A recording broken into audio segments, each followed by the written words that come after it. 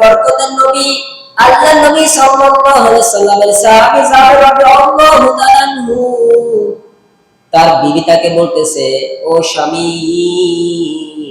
তুমি নবীকে দাওয়াত করো, নবী সহ মোট 6 জন সাহাবীকে দাওয়াত করো, আমি তাদেরকে খাওয়াবো। সুন্দর একটা ওয়াক্য, সবাই খেয়াল করে শুনবেন, মা বোনরা শুনবেন। এখানে একটা শিক্ষণীয় সুন্নতের আমল আছে। আল্লাহ নবী সাল্লাল্লাহু আলাইহি ওয়াসাল্লামের দরবারে গিয়ে জাবের রাদিয়াল্লাহু তাআলা আনহু দাওয়াত দিলেন। এখন জাবের কি করছেন? বিবি বলছেন 6 জন, জাবের নিচ থেকে বলছেন নবী সহ 10 জন। এখন সঙ্গে সঙ্গে নবী পুরা ময়দানে সাহাবী ছিল 3000 সাহাবী, ওই সকল 3000 সাহাবীকে বলতেছেন, ও সাহাবীরা, আমরা আজকে জাবেরের বাসায় দাওয়াত খেতে যাব, জাবের দাওয়াত দিবেন। এখন জাবের আয়েশা বিবিকে বলতেছে, ও বিবি আমার, তুমি বলছিলা 6 জন, আমি নবীর সহ দাওয়াত দিয়েছিলাম 10 জন, কিন্তু কাহিনীটা একটা হয়েছে। বলে কি কাহিনী? বলে পুরা ময়দানে যত সাহাবী ছিল, যত মুহাজির ছিল, যত সেনাপতি ছিল, যত সৈন্য ছিল, সকল সৈন্যদেরকে নবী দাওয়াত দিয়েছেন আমার বাসায়। এখন জাবেরের স্ত্রী তো সেরকম নেককার ওয়ালা দিনদার সাহাবী, ঠিক কিনা বলেন?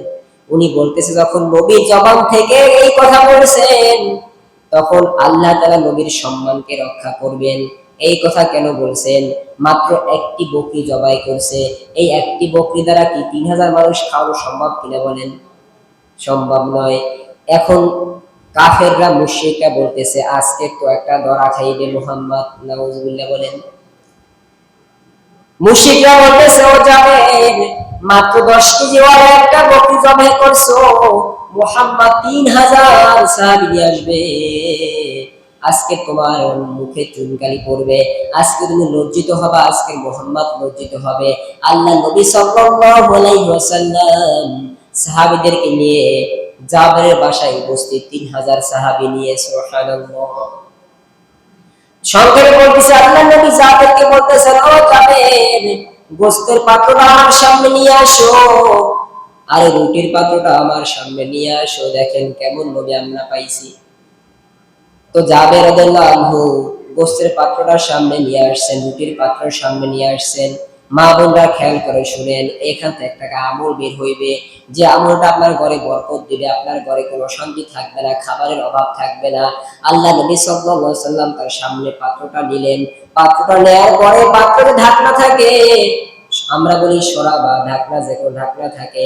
আল্লাহ নবীর সুন্নাত হলো ঢাকনাটা সম্পূর্ণ না সরিয়ে একটু ফাঁক করে, এইটুকু ফাঁক করবেন মা বোনেরা, পাত্রটা পাতিলের ভাতের পাতিল হোক বা তরকারির পাতিল হোক, এই পরিমাণ ফাঁক করবেন, যে পরিমাণ ফাঁকা করলে চামচ দিয়ে ভাত উঠানো যায় বা চামচ দিয়ে তরকারি উঠানো যায়।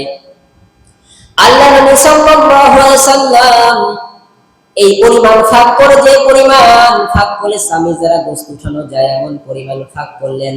ফাঁক করে চামচ দিয়ে তরকারি বাড়তেছেন আর সাহাবীদেরকে দিতেছেন। সমস্ত সাহাবীর খাওয়া দাওয়া শেষ, রুটি ওইরকম দিছেন, ঢাকনা পুরোপুরি না তুলে। 3000 সাহাবীর খাওয়া শেষ। এখন নবী বললেন, ও জাবের, এখন আর কে কে বাকি আছে? নবী বলতেছে, নবী জাবের, আমি তো খাইনি। দেখেন কেমন নবী সকল সাহাবীদেরকে আগে খাওয়াইছেন, নিজে এক ফোঁটাও খায় নাই। আর আমরা আজকে আগে নুন দেখি, লবণ দেখি, এরপরে খেয়ে ফেলে অনেকগুলো আগে খাই। কিন্তু আল্লাহ নবী সমস্ত সাহাবীদেরকে আগে খাওয়াইছেন, এরপরে আল্লাহ নবী খাইছেন। এরপরে বলতেছে, জাবের, আর কে কে বাকি আছে? জাবের রাদিয়াল্লাহু তাআলা আনহু বলতেছেন, ও আল্লাহ নবী, আমি বাকি আছি, আমার বিবি বাকি আছে, আমার ছেলে মেয়ে বাকি আছে। এরপর বাচ্চাদেরকে তুমি খাবার দাও। জাবের খাইছে তার, জাবের সাহাবী খাইছে তার, বিবি খাইছে তার, ছেলে মেয়ে খাওয়ার পরে আল্লাহ নবী প্রশ্ন করলেন, ও জাবের, এখন তুমি বিসমিল্লাহ বলে পাতিলের ঢাকনাটা উঠাও। গোশতের পাত্রের ঢাকনাটা উঠাইলো। আর তখন জাবের বলতেছে, আল্লাহি রব্বি কাবা, রব্বি কাবার কসম, আমার এই গোশতের পাতিল থেকে এক টুকরা গোশত কমে নাই। সুবহানাল্লাহ। 3000 সাহাবী খাইছেন, কিন্তু গোশতের পাত্র থেকে এক টুকরো পরিমাণও গোশত কমে নাই। সাহাবী জাবের বলতেছেন, রুটিও কমে নাই, যেমন গোশত ছিল তেমন রুটি ঠিক তেমনি ভাবেই আছে। দেখেন কেমন নবী। এই নবীর বরকতটা হয়েছে বিসমিল্লাহ বলার কারণে। কি বলার কারণে বলেন? এর জন্য এখান থেকে আমরা একটা শিক্ষা পাই, যদি কোনো তরকারির পাত্র হোক, ভাতের পাত্র হোক, পুরোপুরি ঢাকনাটা আমি খুলবো না, ঢাকাটা একটু খুলে বিসমিল্লাহ বলে আমি খাবার বাড়া শুরু করব, দেখবেন বরকত হয়।